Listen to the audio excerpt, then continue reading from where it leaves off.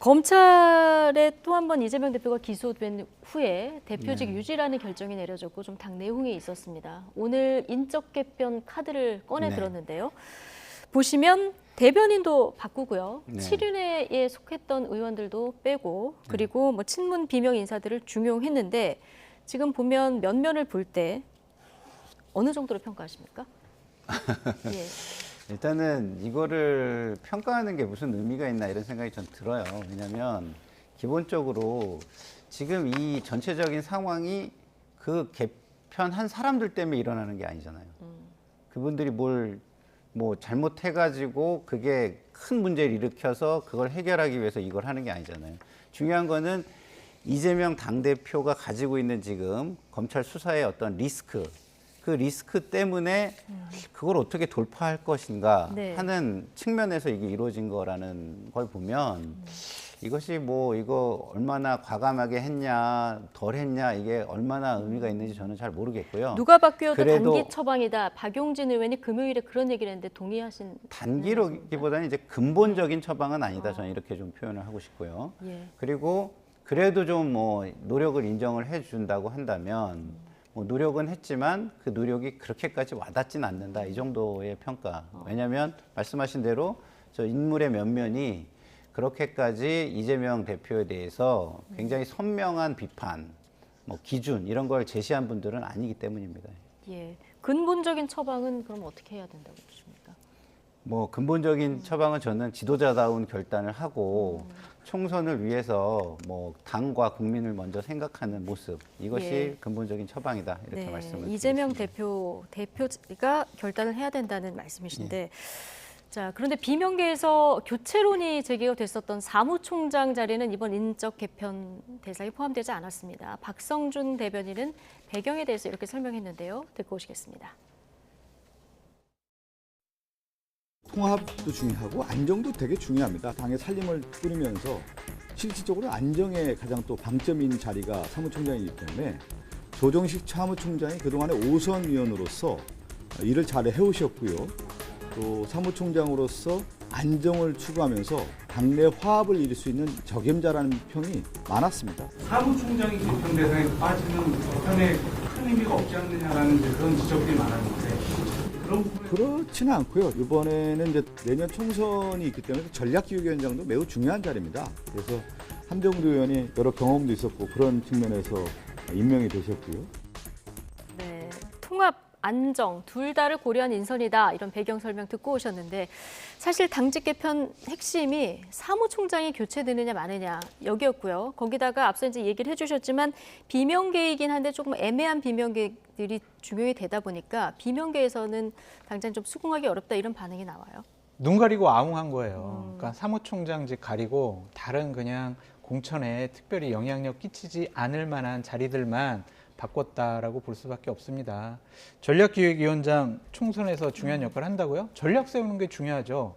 총선에서 가장 중요하게 생각하는 게 의원들에게 뭐겠어요? 공천이잖아요. 그럼 공천에 가장 중요한 영향력, 실무적인 영향력을 발휘하는 게 사무총장이고 조직사무부총장이에요. 이 자리를 안 바꿔놓고 예. 무슨 뭐 탕평인사, 뭐 통합인사라고 할 수가 있겠습니까? 정책위 의장이나 정책위 의장 바꿨으니까 비명계 탕평인사 한 거야. 이분들이 정책 개발을 하지 공천에 관여하는 분들이 아니잖아요. 그러니까 이번 당직 인선은요. 이재명 당대표가 나는 어떠한 일이 있어도 절대로 공천권은 내가 내려놓지 못하겠어. 의원들 알아서 나에게 충성해. 나한테 잘못 보이면 나 공천 안 줄 수 있어. 이런 식의 이미지를 주는 것이다라고 볼 이번 수밖에 인적 없어요. 개편은 그렇게밖에 해석이 안 된다. 그렇죠. 예. 어떻게 뭐 붙이실 말씀 있으십니까? 뭐 그렇게까지는 뭐 아직 시간이 많이 남았기 때문에 판단하기에는 아직 이른 것 같고요.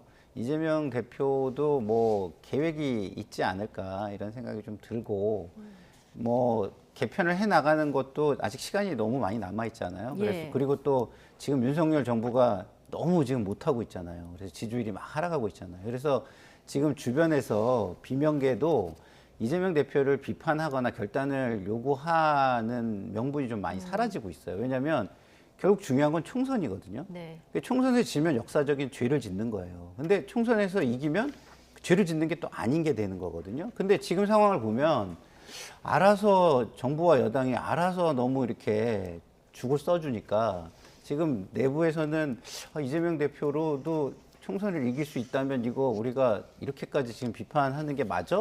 이런 어떤 주춤거리는 모습도 예. 느껴지기 때문에 뭐 아직은 시간이 좀 너무 많이 남았다 이런 생각이 좀 듭니다. 예, 강성 지지층 문제도 좀 다뤄볼 텐데 이번에는 그 이재명 대표 강성 지지층이 이원욱 의원 그 포스터에서 사진까지 좀 왜곡하는 이런 논란이 좀 빚어진 상황입니다. 이재명 대표가 뭐 즉 5번 정도 자제를 요청했는데 이제 통제가 안 되는 상황이 된 것 같아요. 어떻게 보십니까?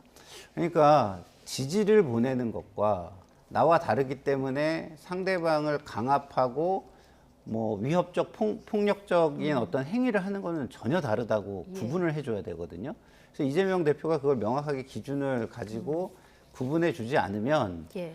그 분들은 계속해서 본인들이 감정을 해소할 수 있는 시원한 방법을 찾아서 더 열렬하게 할 거예요. 예. 그래서 지금 이재명 당대표가 해야 되는 일은 뭐 5번 경고 잘하셨고요. 그걸 지속적으로 하되 조금 더 명확한 기준을 세워서 이런 선은 넘어서는 안 된다. 상호 비판을 할 수 있고 그다음에 시위도 할 수 있죠. 예. 예? 그리고 불만을 표출도 할 수 있죠. 그러나 그거는 다 제도에 의해서 그 의견을 수렴해가지고 마지막에 의결하는 절차라는 게 존재하잖아요. 모든 사안에 대해서. 그거에 따르기만 하면 되는 거예요. 비판을 하는 것을 누르고 못하게 하고 다른 사람들을 뭐 색깔을 표현하지 못하게 하고 이런 거는 맞지 않다. 이런 생각이 들기 때문에 그 기준을 조금 더 명확하게 강하게 좀 제시해 주셨으면 좋겠다. 이런 이재명 생각이 대표가 듭니다. 조금 더 명확한 기준을 제시해야 될 것 같다. 근데 비명계에서는 지금 뭐 개딸과 좀 이별해야 된다 이런 주장이 나오고 있습니다만은 오늘 김남국 의원 같은 경우는 뭐 이런 건 국민과 소통하지 않는 오만한 태도다. 이거는 이 프레임 자체를 보수 언론과 국민의힘이 만든 거다 이렇게 주장을 하고 있는데요. 이게 단합의 걸림돌이냐, 지지자 폄훼 프레임이냐 어떻게 보십니까? 개딸 프레임은 민주당 내에서 스스로 나온 것이지 국민의힘과 보수 언론의 프레임이 아니다라고 먼저 바로잡고 싶다라고 말씀을 드리고요. 강력한 지지 그룹 그리고 매니아층이 있는 것은요. 한 정치 지도자나 그 정당에는 상당히 큰 도움이 될 거예요. 네. 그런 분들의 팬덤심을 갖고 정치적인 기반을 마련하는 것은 그렇게 나쁜 일이 아닌데 그분들의 반대 의견이 분노로 나타나 가지고요. 나와 반대되는 의견을 가진 사람, 내가 좋아하는 정치인에게 여러 가지 비판을 하는 사람들을 저주하거나 쫓아내야 된다라는 식으로 나타나는 것은 옳지가 않죠. 우리 개딸들이 많이 있으니까 개딸들 다 우리 A1 문자폭탄 내리자, 쫓아내자, 못 살게 굴자. 이거는 옳지가 않잖아요. 그럼 내부의 당의 분열만 이끌어낼 거거든요. 이재명 당대표가 이런 식의 자제 목소리 낸 것은 저도 잘했다고 보여지는데 실질적인 행동을 하셔야 돼요. 몇몇 정말 자극적이고 인격 명예훼손적인 부분들을 얘기하는 분들 같은 경우에는 어쨌든 당원이라도 어쨌든 당원 징계할 수가 있잖아요. 그 시범적으로 그렇게 해서 좀 바로잡는 모습을 현실적인 수단을 통해서 보여줬으면 좋겠다라고도 말씀드립니다. 예. 그리고 젊은 정치인들이 자꾸 어떤 특정 정치인을 추종하면서 이렇게 얘기하는 것처럼 맞지 않다고 생각해요. 그게 일관성이 없잖아요. 그러면은 김남국 의원께서 예전에 태극기 부대에 대해서는 어떻게 얘기했는지 한번 좀 돌아보셨으면 좋겠어요. 예. 태극기 부대부터 시작해서 지금 팬덤 문화에 대해서 이제 정말 여야 공이 좀 반성할 부분이 있다. 두 분 다 뭐 이렇게 생각하시는 것 같은데요. 자, 그런데 이재명 대표 지금 또 하나 사법 리스크가 생겼는데요. 이번에는 부동산 개발업자 김모 씨라는 사람이 등장합니다. 백현동 개발 인허가를 알선하고 수십억을 챙긴 혐의로 지금 이 시간 현재 영장 심사를 받고 있어요. 그런데 이거보다 더 관심이 4년 전 이재명 대표 공직선거법 위반 사건 재판에서 허위 증언을 한 혐의도 지금 받고 있거든요. 이 이야기를 하려면 검사 사칭 사건까지 거슬러 올라가야 돼요. 그러니까 2002년도에 당시 김병량 성남시장이 연루된 분당 파큐브 의혹이 제기가 됐어요. 당시에 이제 언론사 PD가 검사 사칭할 때 같이 이재명 당시 변호사인가요? 네. 하여튼 그분이 공모한 혐의로 2004년에 벌금 150만 원을 받았거든요. 그런데 이제 2018년도 도지사 후보 시절에 이 PD가 한 건데 나는 그냥 옆에서 인터뷰하다가 누명을 썼다. 네. 이것이 그냥 허위사실 공표 혐의가 아니냐. 그래서 네. 이제 기소가 됐거든요. 예. 당시에 이제 A라는 또 다른 김 씨라는 분이 김인석과 함께 백현동 개발, 인허가 알선 등 대가로 민간 사업자에게 70억 받기로 합의하고 35억을 수수한 혐의로 영장이 청구됐는데 네. 2019년 공소법 위반 재판 때 유리한 진술을 요구하도록 예. 이재명 당시 도지사가 당시에 그 측근 김모 씨에게 여러 차례 전화를 했다. 이것이 위증교사 혐의가 아니냐. 네. 그래서 검찰이 녹음 파일도 입수를 했다. 그래서 23일에 A 씨를 위증 혐의로 영장을 청구했어요. 그러니까 이재명 당대표는 위증 교사한 거 아니야? 이런 혐의로 오늘 한동훈 법무부 장관은 이 혐의도 우리 검찰이 조사할 수 있어요. 라고 오늘 얘기한 거죠. 오늘 법사위에서 이 얘기도 나왔어요. 그렇죠.